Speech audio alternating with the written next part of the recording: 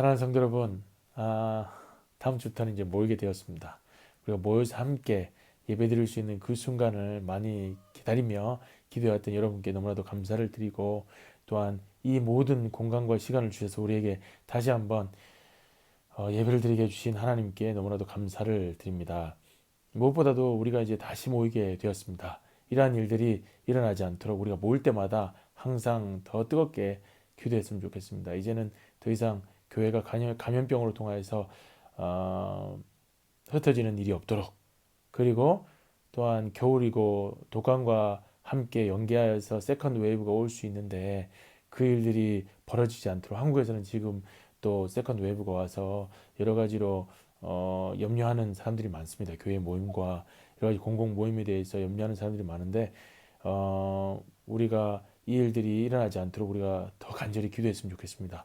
또한 우리가 여태까지 함께 나누었던 이 티타임과 점심 식사에 대해서는 당분간 이 더 구체적인 지침이 나올 때까지는 우리가 하지 않는 것으로 이렇게 해야 될 것 같습니다. 그래서 그 모든 부분들이 우선은 지금 우리가 사용하고 있는 베뉴가 점심 식사를 할 수 있는 곳은 아닙니다. 사실 그래서 세상에 대한 약속에 대한 부분에 있어서도 그렇지만 각별히 지금 조심해야 되는 순간 속에서 우리가 서로 나눌 수 있는 커뮤니티 런치와 그다음에 티타임은 당분간 우리가 정말로 조심하는 차원에서 하지 않으려고 지금 계획하고 있습니다. 여러분들 잘 이해해 주시고 그 부분들이 우리가 당분간 예배에 집중하여서 예배만 드리고 흩어지더라도 여러분들이 서로 교제하는 부분들이 조금 부족할지라도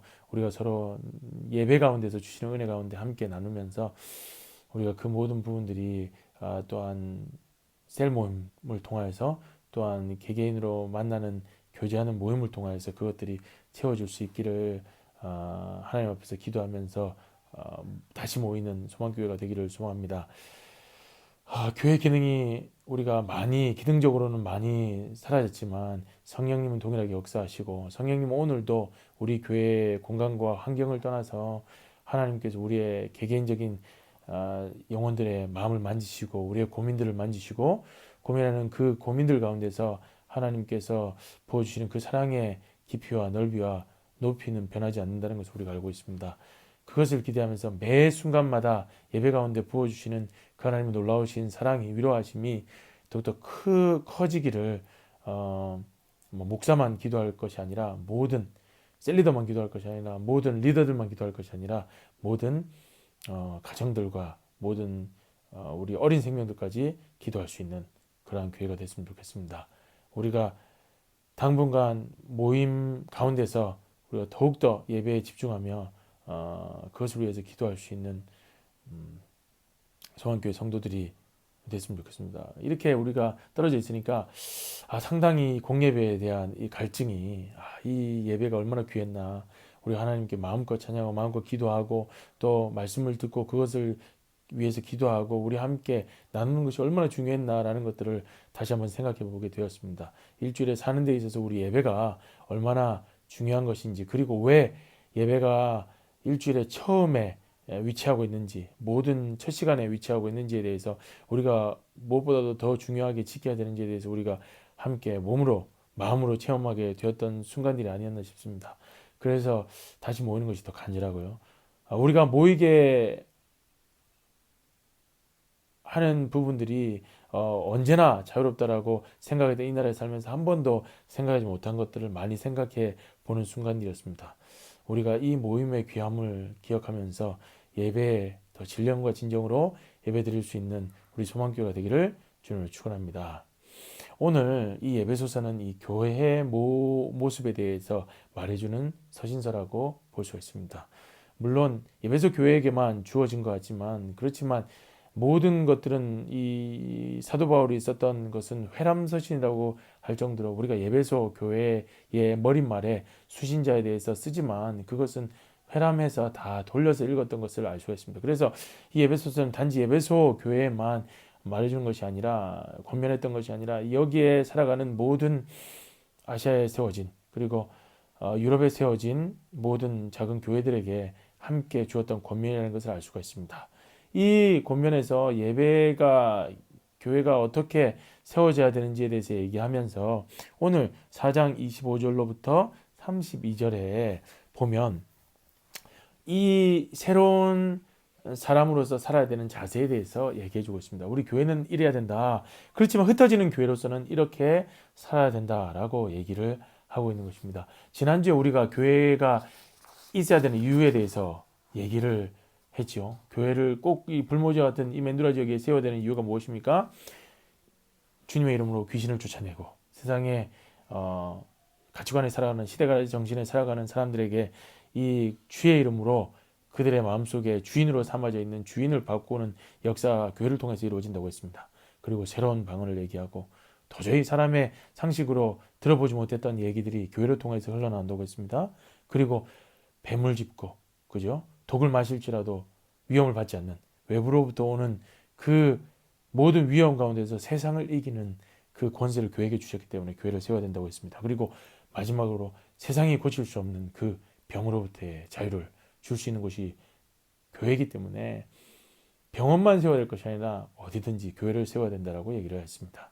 그렇다면 우리가 모일 때의 이 교회로서의 모임도 필요하지만 그러면 우리가 흩어지는 교회로서 어떻게 살아야 될 것인지 그것에 대해서 우리가 교회에 모이기 전에 우리가 함께 보려고 하는 것입니다. 오늘 성경에 보니까 성경 이 말씀을 보면 굳이 각주를 덧붙이지 않아도 너무나도 이 성경 본문의 권면이 자세하게 나와 있습니다.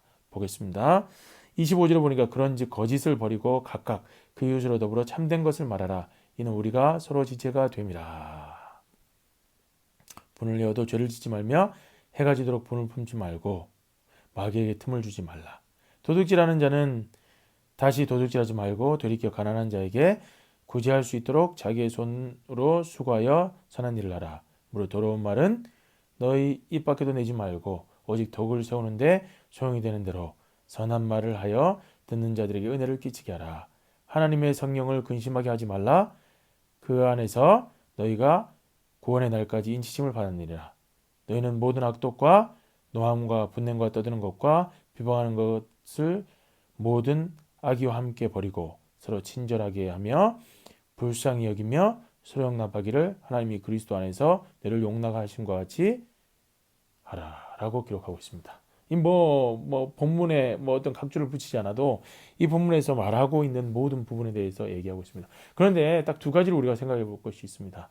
왜 우리가 이렇게 살아야 되는지, 왜 교회에 모여가지고 썬데이 크리스천으로서 그냥 막 교회가 주신 권세만 누리고 살아면 되는데 왜 밖에 나가서 이렇게 피곤하게까지 말조심을 해야 되고 행동 거지를 조심을 해야 되고 조금이라도 아주 편집증적으로 조금이라도 남의 것을 이 취하는 일을 하면 안 되고 구제를 해야 되고 그리고 분을 품지 말고 그것을 삭히고 용서하고 불쌍히 여기고 친절하게 해야 되는지에 대해서 성경은 얘기하고 있습니다. 그것은 다른 사람들을 위해서가 아닙니다. 다른 사람들을 위해서가 아니라 딱 두 가지입니다. 두 가지. 새로운 인생을 산 우리에게 그죠?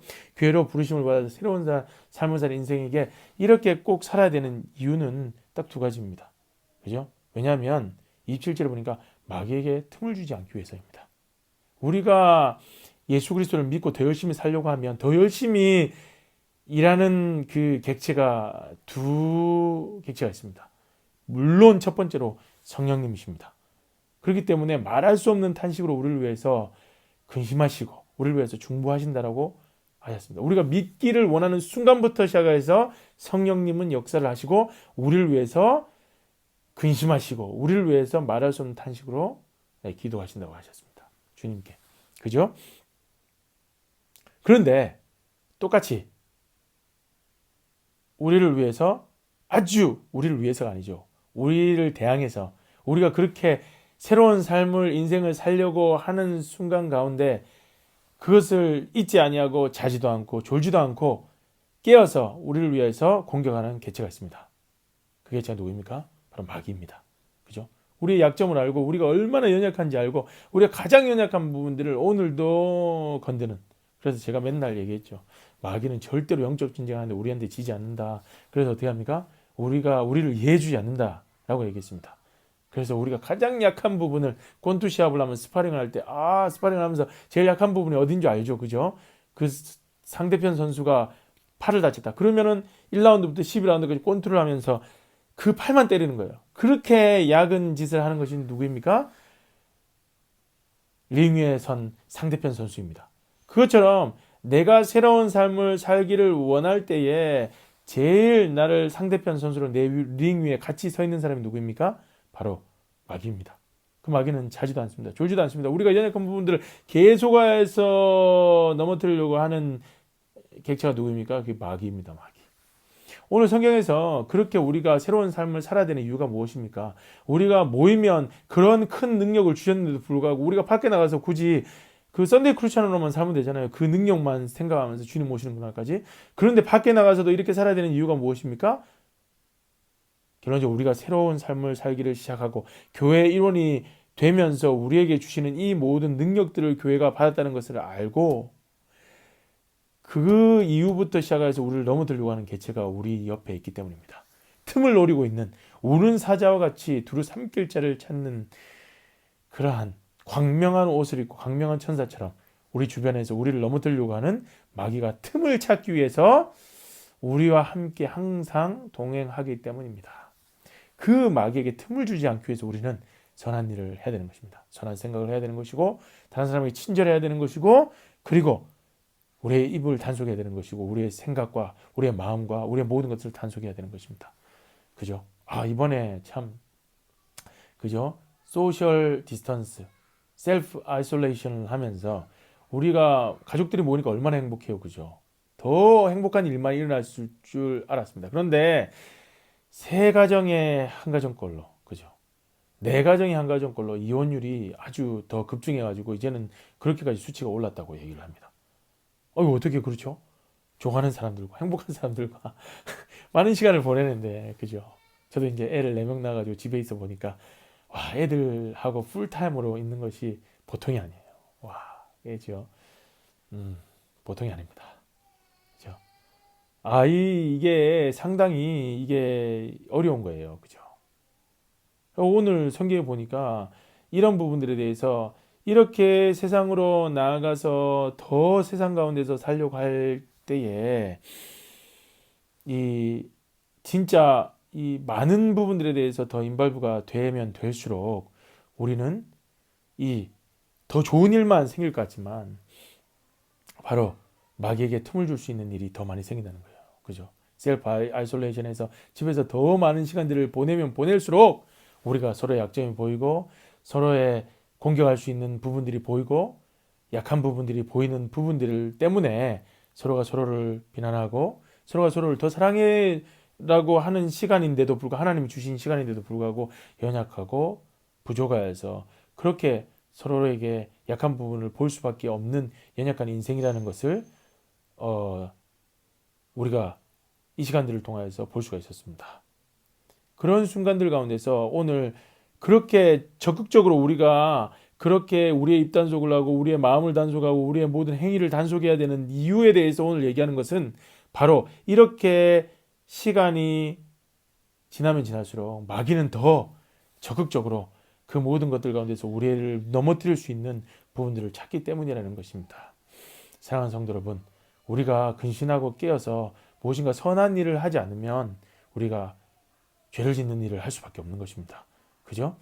우리가 더 선한 일에 대해서 더 적극적으로 하지 않는 이상 오늘 우리는 마귀에게 틈을 줄 수밖에 없다는 것을 알 수가 있는 것입니다. 그래서 우리는 더 우리의 말을 단속하고 우리의 행위를 단속하고 우리의 삶을 더 단속해야 된다는 것을 말해주고 있는 것입니다. 또 한 가지는 무엇입니까? 마귀에게 틈을 주지 않는 반면에 또한 그렇게 살아가면서 근신하면서 살아가는 것이 바로 성령님을 근심하지 않기 위해서이라는 것을 말해주고 있는 것입니다.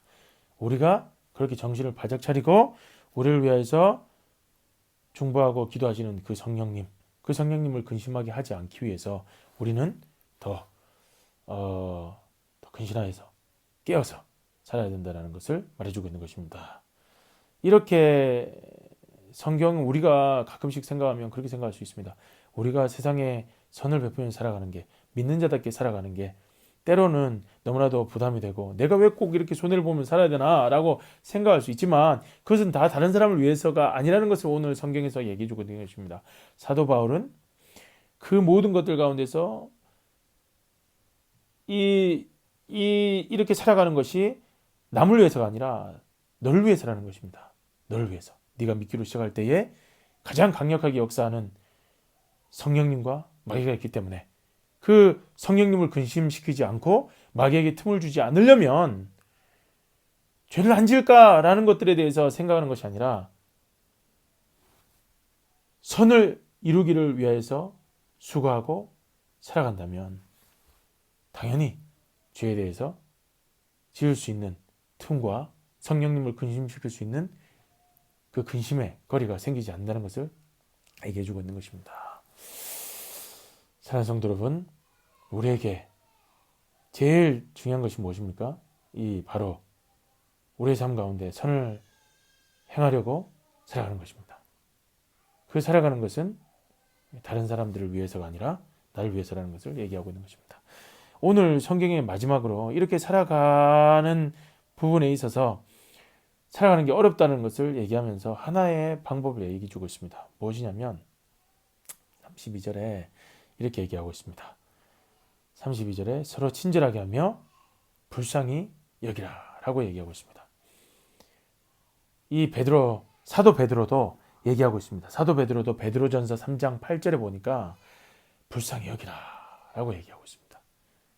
이 모든 부분들에 대해서 이 앞에서 거짓을 버리고 참된 것을 말하고, 그리고 죄를 지어도 분을 품지 말고, 이 모든 것들 틈을 주지 않고 성령을 근심하지 않고, 이 모든 것들을 할 수 있는 유일한 방법은 바로 서로 친절하게 하며, 친절하게 할 수 있는 부분들은 어렵지만 친절하게 하기를 위해서 노력해라. 그렇지만 그렇게 될 수 없으면 불쌍히 여기라는 것입니다. 베드로전서 3장 8절에도 이 모든 교회들을 바라보면서, 초대 교회들을 바라보면서 도저히 답이 없고 도저히 해결책이 없는 그 사람들을 향해서 베드로가 마지막으로 권면하면서 뭐라고 얘기했냐면 불쌍히 여기라 라고 얘기하고 있습니다. 오늘 사도 바울도 교회의 절정, 이 흩어진 교회로서의, 모여서의 교회가 아니라 이제 흩어진 교회로서의 이 절정의 신자의 삶을 살아갈 때에 가장 중요한 방법은 친절하게 사람을 대하지만, 그렇게 할 수 없을 때는 불쌍히 여기라 라는 권면을 오늘 사도 바울도 얘기하고 있고, 베드로도 마지막 권면으로 얘기하고 있는 것입니다.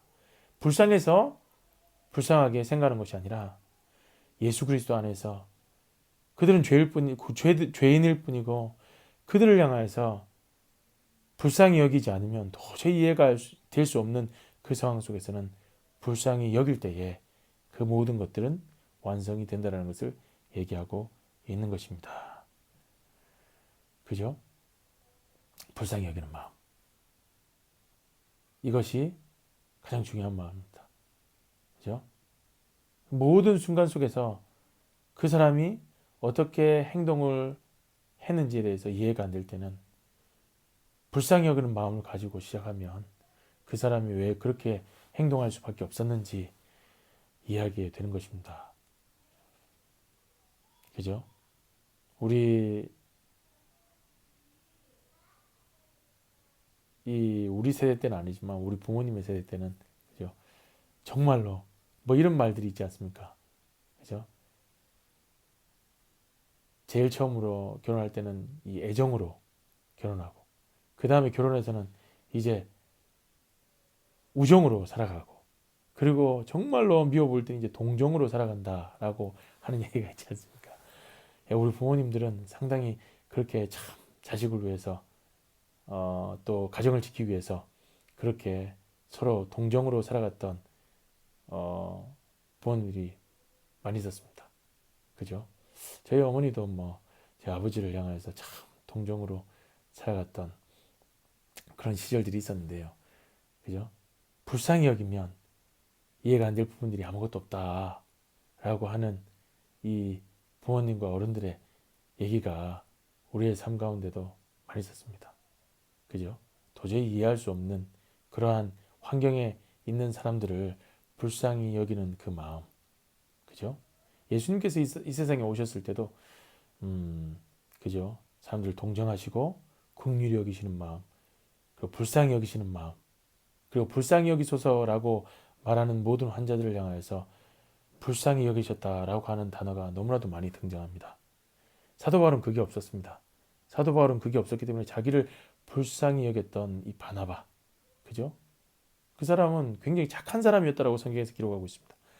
착한 사람. 이거 굉장히 큰 단어죠. 그죠? 착한 사람이었는데 그를 그 10년이 넘게 그의 고향으로 돌아가서 칩거에 있는 그를 끌어냈던 사람이 누구입니까? 바나바입니다.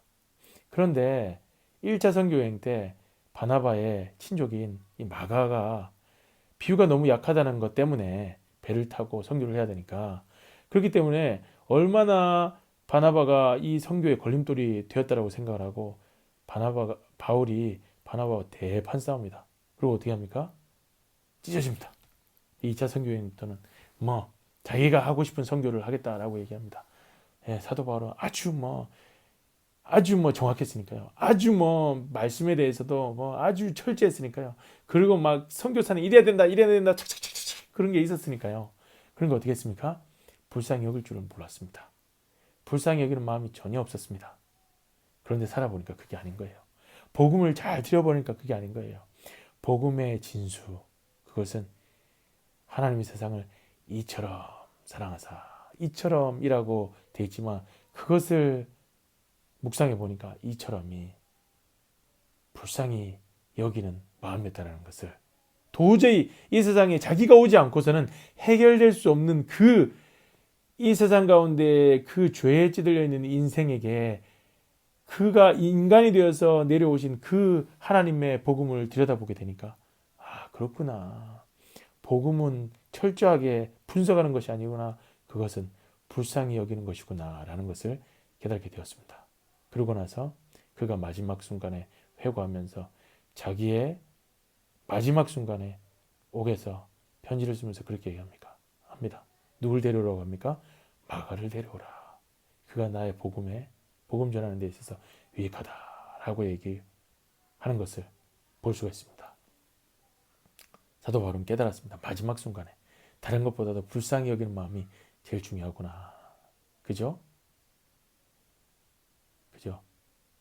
마귀에게 틈을 주지 않는 유일한 방법.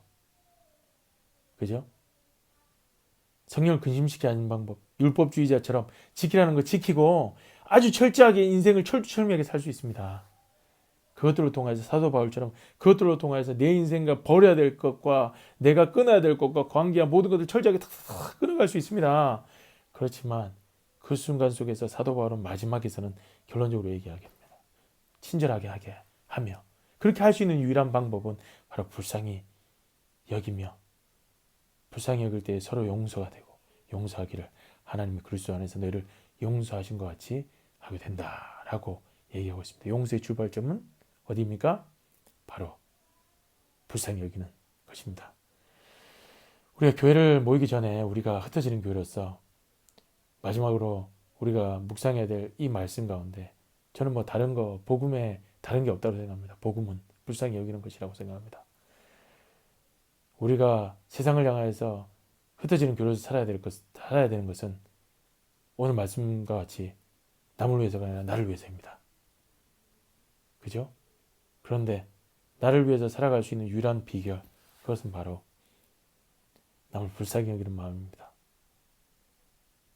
오늘 이번 아이솔레이션 기간 동안에, 우리 교회가 흩어져 있는 기간 동안에 우리가 우리 교회 지체 가운데서, 또한 우리의 가족 가운데서, 또한 우리의 직장과 우리의 모든 삶의 환경 가운데서, 우리의 관계 가운데서 아직까지도 불쌍히 여기지 못했던 사람이 누가 있습니까? 그렇다면 그것에 대해서 교회가 모이기 전에, 그죠? 세상으로 교회 이름으로 다시 나가기 전에, 그죠? 우리가 불쌍히 여길 사람을 불쌍히 여기는 긍휼의 마음을 주시라고 하나님께 기도해야 될 것입니다. 그것을 향해서 기도할 때에 우리가 애쓰지 않아도, 노력하지 않아도, 마귀에게 틈을 주려고 하지 않고 성령을 근심시키려고 하지 않기 위해서 내가 그렇게 매일매일마다 막 속병을 알아가면서 용서하려고 노력했던 그 노력을 하지 않아도, 그죠? 우리 마음 가운데서 긍휼의 마음 가짐으로 통하여서, 그리고 용서의 마음, 불쌍한 마음을 가짐으로 통하여서 하나님이 세상을 이처럼 사랑하신 것처럼, 그것으로 통하여서 바울이 깨달았던 것처럼, 그래서 오늘 이 말씀을 향해서 우리로 인해서 교회로 나아가라라고 말씀했던 것처럼 우리 삶에 좀 자유로움이 있었으면 좋겠습니다. 자유로운 가운데서 다시 만나고 세상 가운데서 우리가 승리했던 그 불쌍히 여기는 마음을 가지고 나아갔을 때에 이 모든 가운데서 용납하고 용서하는 마음이 생겨서 내가 살았던 그 모든 것들이 우리 가운데, 우리의 삶 가운데 있었다라는 것을 고백하고 그것으로 통하여서 예배로 우리가 다시 모여서 축제적인 예배가 이어질 수 있는 맨드라 소망교회가 되기를 주님으로 축원합니다. 기도하겠습니다. 하나님 감사합니다. 우리에게 교회 공동체로 다시 모이게 해주심을 너무나도 감사합니다. 흩어지는 교회로서 불쌍히 여기며 세상으로 나갈 수 있도록 도와주셔서 마귀에게 틈을 주지 않고 성령을 근심시키지 않는 흩어지는 교회로서 삶을 살 수 있도록 우리 소망교회 모든 성도들을 붙들어 주시고 함께해 주시옵소서. 함께 일 준비 싸우며 오늘 말씀 예수님의 이름으로 기도합니다. 아멘.